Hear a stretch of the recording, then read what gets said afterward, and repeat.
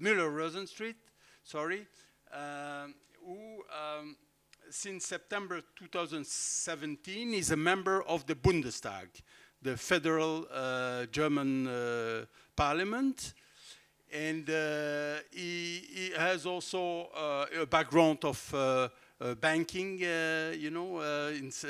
He's elected of Chemnitz, and he was behind a law voted in the very, you probably know it because it was very publicized, a law voted in the German parliament last year condemning the BDS movement as anti-Semitic. So we will hear from them what they think about their fight in the different countries about BDS, about Israel, demonization of Israel, and fight against anti-Semitism. Mr. Engelberg, you have the floor, please. Thank you very much. Thank you. Thank you very much for the kind introduction, and thanks for having me here.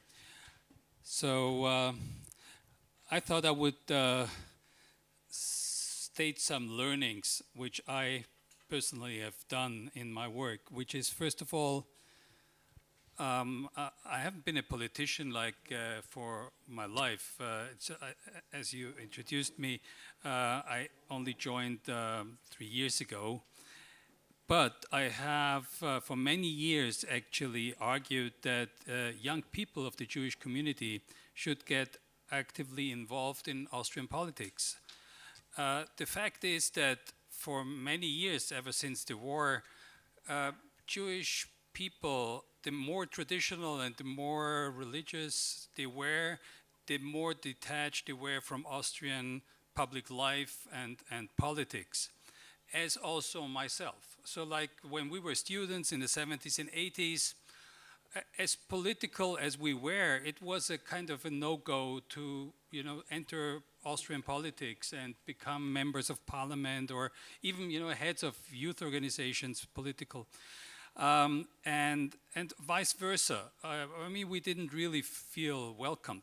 But I think a lot has changed, and so for many years I was arguing that young people should, you know, get actively involved no matter which party, whether it's the People's Party where I, at the end I ended up, or the Social Democrats, the Green Parties, the Liberal Party. I think they are all perfectly fine for Jewish people to join. And the tradition was, if there were Jewish people to join politics, and there were, I mean, Bruno Kreisky was Jewish. For those who remember the chancellor, the famous chancellor in the 70s. But the more, like when they entered politics, they were kind of feeling maybe under pressure to detach themselves from the Jewish community, and even sometimes to overstress that it's really they're Jewish. They were not speaking about being Jewish, but always like being of Jewish heritage. You know, it was like always a strange wording. So I think what you mentioned is that I think I can consider myself really the first active member of the Jewish community to be in Austrian politics, which means I'm very openly Jewish. Of course, everyone knows I'm Jewish. On the other hand, it's not that I'm overstressing it. It's not like I only would speak about issues if it's about kashrut or Israel or whatever. But, you know, I'm part of the politics. But of course, then it's a good chance being part of the political arena to then really also get involved in important issues regarding Judaism, regarding Israel. And I think, so the two learnings is, one is get involved. And I think it starts with the beautiful example of the security that you get, you know, get in contact with the police people, which I think it's a wonderful example how important it is. And I must say, there is a lot of contribution we can give with our, let's say, Jewish mindset of, you know, the way we think, intellectuality, maybe also humor. It is something we can give to an Austrian society or to your societies. And on the other hand, I really must stress that I've learned a lot in the last couple of years from my non-Jewish colleagues in parliament. So like for instance, next to me there is a wonderful lady colleague, a member of parliament from Tyrol. So Tyrol is like one of the western provinces, which is like has a heavily anti-Semitic history, and in the meantime, it is really it became a real friendship between the two of us. Sometimes even suspect us of having an affair with each other, and because it's so wonderful to hear like a completely different perspective on certain things. Because I mean, we must not forget that we live in the bubble of a bubble of a bubble. I mean, we live in a Jewish community in midst of an urban intellectual society, in midst of a city population, in midst of a country. And we have no idea what people in Tyrol think about Jews and about Israel. So this is really a big learning for myself. And number two, the learning is sometimes you need a little muzzle. I mean, you can call it muzzle, or you can call it maybe a help from the heavens, from God, which I really believe in the fact that we have an amazingly interesting, charismatic young politician with Sebastian Kurz, who is now Chancellor of Austria, who has unbelievable strong political convictions, and among them a really deep feeling for the Jewish community, for Jewish causes, and for Israel. I mean, it's sometimes really surprising how he's now 33 years old, how a 33-year-old has these abilities and how deep felt his friendship is. I think I will conclude now, but I'm ready to continue because I want to share with you the achievements I think we were able to make in the last 3 years regarding Israel, BDS, you know, all kinds of issues, which I think, I'm absolutely convinced that for Austria, it's really historical steps we were able to undertake in the last 2.5 years. But maybe for now I'll pass on to my colleagues. Thank you very much.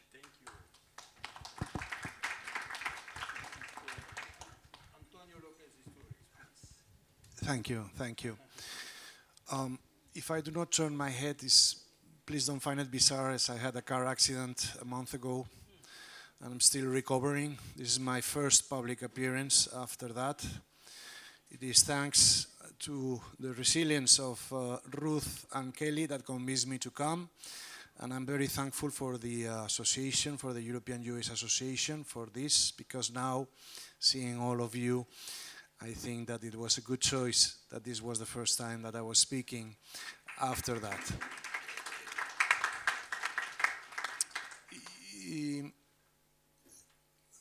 I was listening carefully to the previous panel.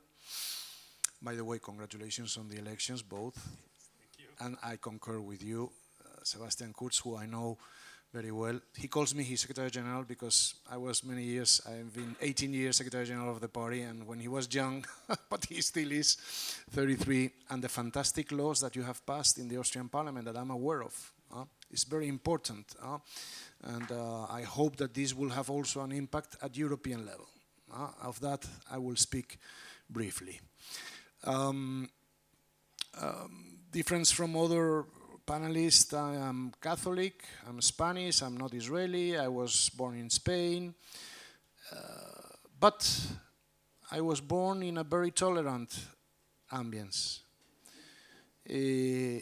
Personally and politically, in my own party, which was the one also that produced a law in 2015 allowing the Jews that were tragically expelled from Spain in the 15th century to return to Spain to have Spanish citizenship, Sephardis. And this is a question of high pride now for us Spanish that this has been happening, and many have asked for that Spanish status. So I belong to a party that has been always helpful, but that's because I was raised in that ambience, and my Catholicism is produced by Jesuits, which in these modern times, they are very tolerant. We are always learning about other religions and how to respect. Pope Francis is a good example of that. It's a product of that. But I was blinded because of this. Of course, I thought that anti-Semitism was over in Europe after what happened years ago.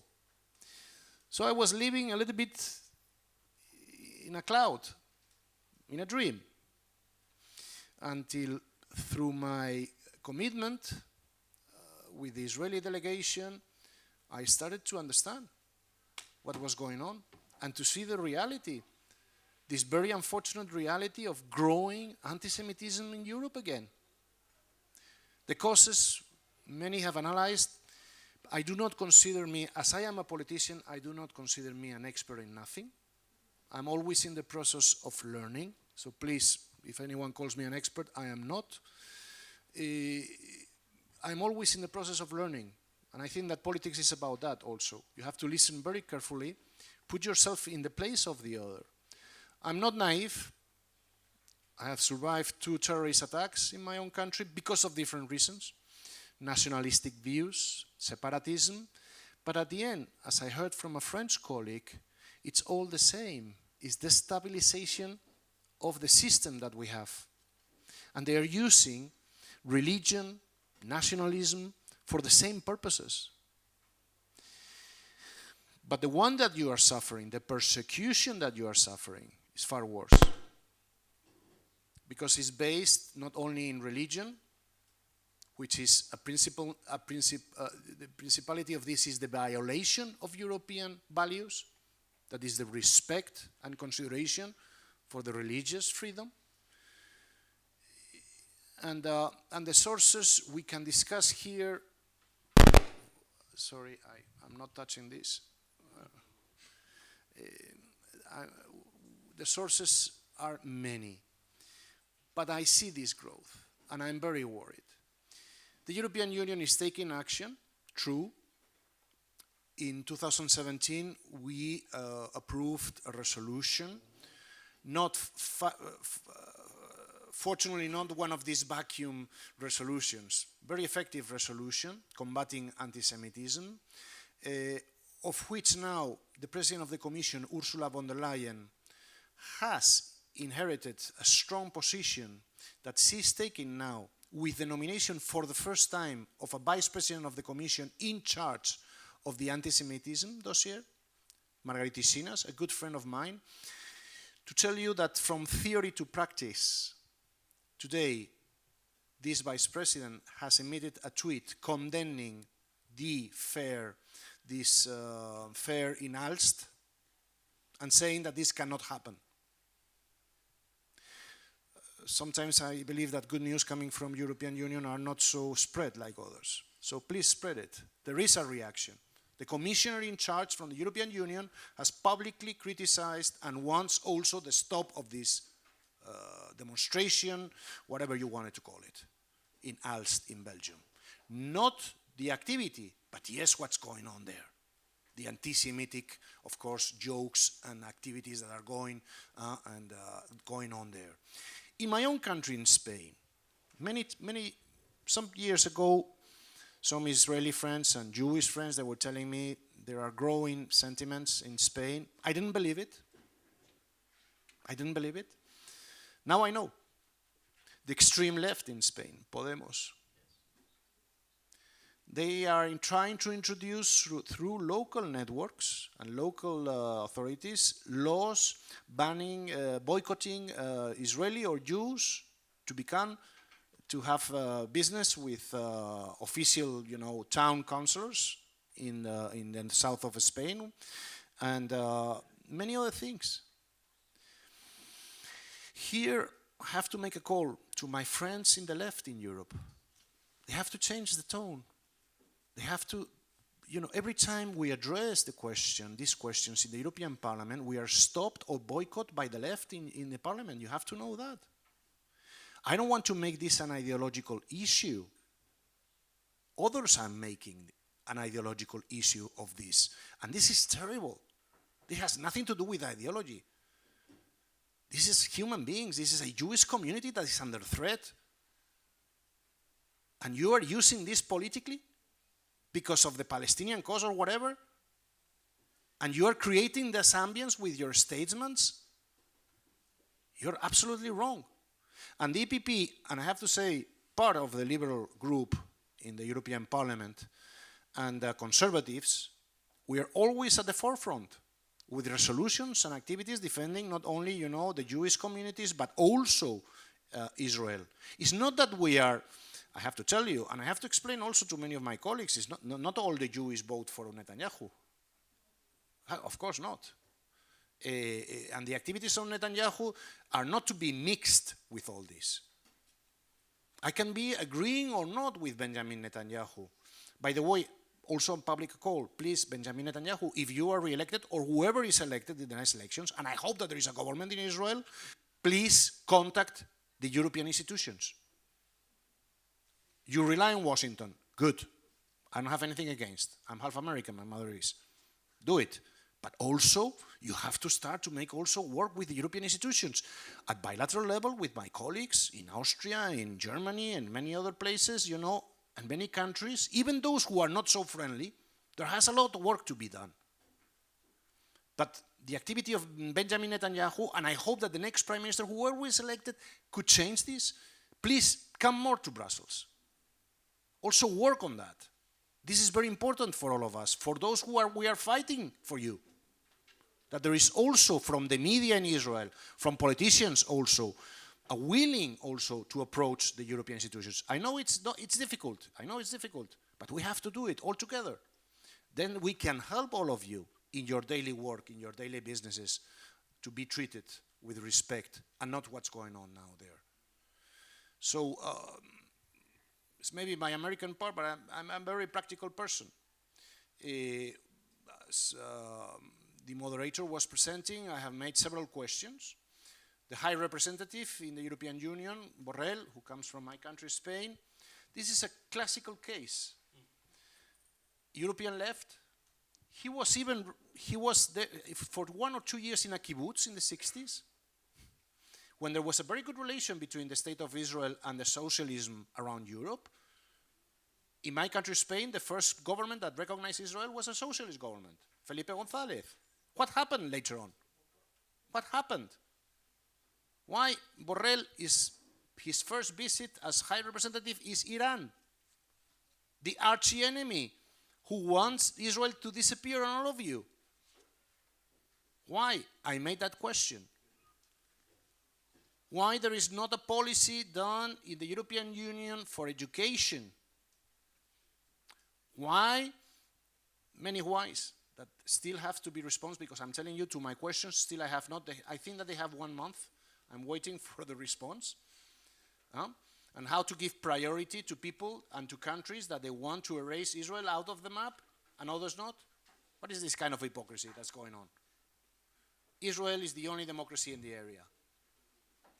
It's the only place where Europeans can make also, and we have fantastic relations concerning new technologies, so much to learn from Israeli startups in agriculture field, in businesses, so many good things that we could do. Do you know that the Council for Association between European Union and Israel has not met for the latest, I believe, 8 years? It's the political dialogue between Israel and the European Union. This has not happened. This has to change. With that, I am not dreaming, but yes, we have to work together in order to combat anti-Semitism that is deeply now rooted. It's hard work. It's part of also of the extreme political extremes, right and left.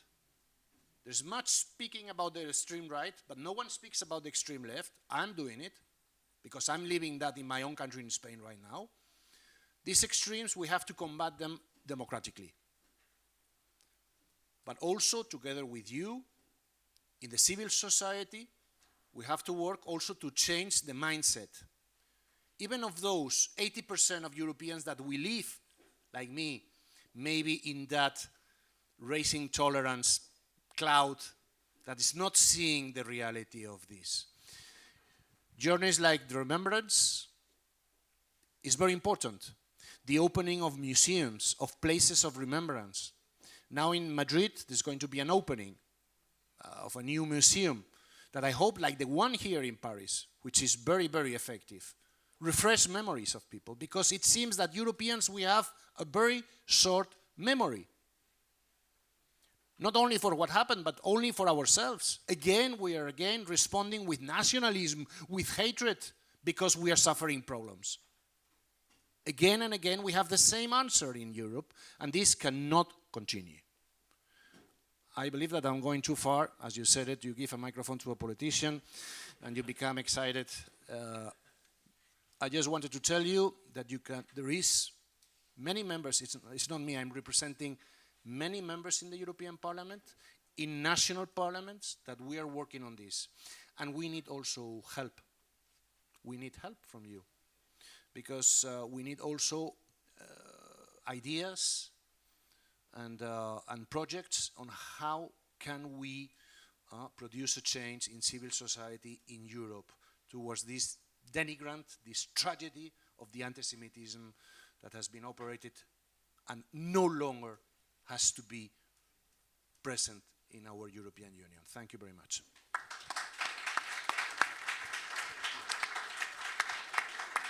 Thank you very much, Mr. Lopez-Isturiz. Now the floor is to you, Mr. Müller-Rosentritt. I forgot to mention that you are a member of the FDP, the Liberal Party in Germany. Thanks a lot. Yes, a lot of things already said right now, so I can keep it very short. But let me add a little bit more points. The first thing is, in Germany, we are world champion in remember. We are world champion in care about there's Jews. But we are middle class in care about Jews that are still alive. And when it comes to Jewish life in Germany, in Israel, and also in Europe, I think we have a little bit of double moral in our society. And when I get elected in the German parliament, I thought I have to change this. I have to change the mindset in the parliament when it comes to Jewish life and when it comes to Israel. So for me, I could not accept our voting behavior at the United Nations. 2018, there were 28 resolutions against a single country and 27 resolutions against Israel. There was no resolution against Assad or North Korea or another system. And Germany said yes to 21 resolutions against Israel. And for me, I could not accept that we say never again and then look at our voting behavior at the United Nations. And so we started a resolution in our parliament changing the voting behavior in the German parliament to give Heiko Maas and Heusgen, our ambassador to the United Nations, a clear order to change this voting behavior. Unfortunately, we get not a majority in the parliament, but I'm still waiting, I think, because we are in a very good contact between the SPD and our Christian Democratic Party. I hope that you will do such a resolution, and of course, I wish that we change this voting behavior also on EU level. So we have to bring this voting behavior issue also to EU level. And I know our the Vice President Nicolas Baer from the EU Parliament is very engaged in this issue. You are very engaged in this issue. I think it can be a very strong message from the EU Parliament for the next time. So this is the first thing. The next thing is, and also France is very important, because if I talk to my French friends, they are also not very lucky about this voting behavior, but they do nothing. So France is a big problem in this issue to change this. Next thing is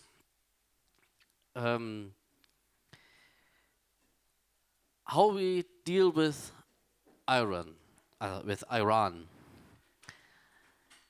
So you can, if you say never again, you should make sure that never again means never again. And if you have if you have people around Israel, the only target is to destroy the Jewish state, then for me, and I think for you too, is to stand up for our democratic values, to stand up for a diverse society, and stand up for Israel. Of course it's important, but what does the EU do, especially of course a main influence of France? They let Iran still alive, because they said, oh, it's very important, we need